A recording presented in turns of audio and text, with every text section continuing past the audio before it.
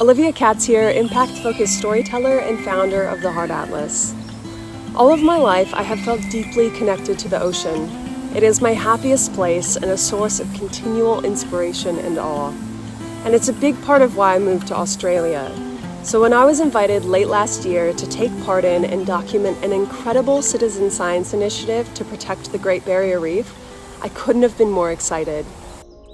And so we set sail. 7 days aboard the Vilela sailboat, performing in-water surveys of the Keppel's and Capricorn Bunker Reefs, a collection of reefs that compose the southernmost tip of the Great Barrier Reef.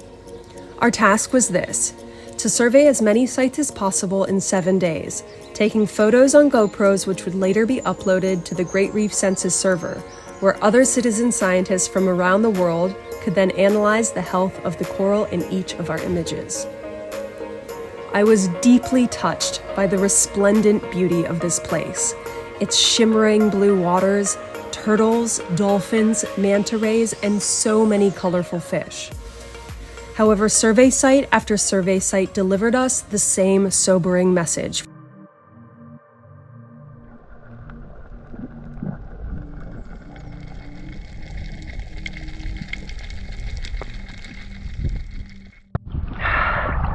This reef has turned a fluorescent purplish blue, which means that it's under heat stress, and much of the surrounding coral is already bleached or dead. It's pretty confronting continuing to get in the water and see this at the Great Barrier Reef. It's unbelievable. In the wake of 2024's bleaching event, the Capricorn Bunker Reefs had unfortunately not been able to recover. Our surveys revealed ongoing bleaching through winter and a mass mortality of its coral reefs. Gail Riches was my bunkmate on the Vilela. She's a marine biologist, a high school teacher, and a lifelong lover of coral reefs. So these reefs are places that you've been visiting? Yeah, I have. Many years.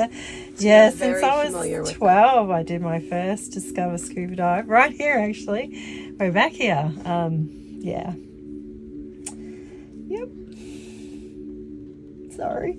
We've surveyed pretty much most of the Capricorn Bunker Group, north, south, east, and west of each island and each reef system. I don't know, 160, 70, 80, I don't know. It's big numbers. We've seen a lot. And there are probably, out of all of those, I would say 5 to 6 are still good as I remember them. It's been pretty shocking, the amount of coral that has died.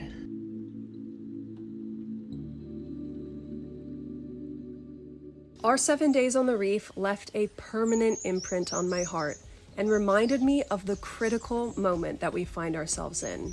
While coral reefs may occupy less than 1% of the ocean floor globally, they provide habitat to more than 25% of all marine life. The Great Barrier Reef is home to 1,400 species of coral, 1,600 species of fish, 6 of 7 of the world's 7 species of marine turtles, 30 species of whale and dolphins, and 133 species of sharks and rays, making it one of the most biodiverse and complex ecosystems in the whole world.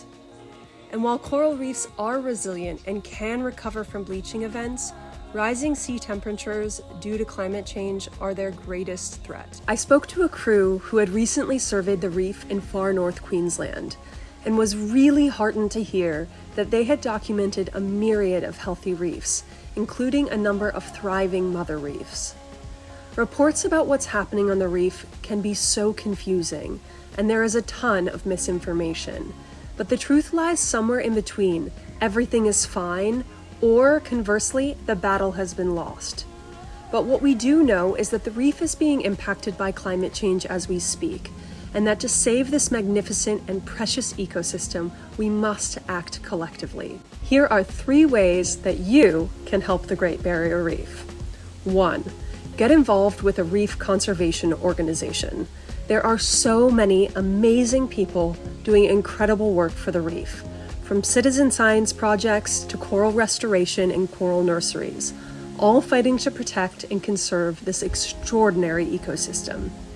2. If you live in Australia, we have a very important federal election coming up this year. I encourage you to vote for representatives who are committed to taking meaningful action to reducing our emissions. Choose representatives who are taking climate action seriously and have a track record of protecting nature. 3. Plan a trip into the wilderness. Maybe it's to the reef, or maybe it's to your local river or forest. Spend the afternoon basking in nature's splendor, and let yourself be reminded of the immense generosity, beauty, and restorative powers of the natural world. We are nothing without it, but everything with it. Thank you so much.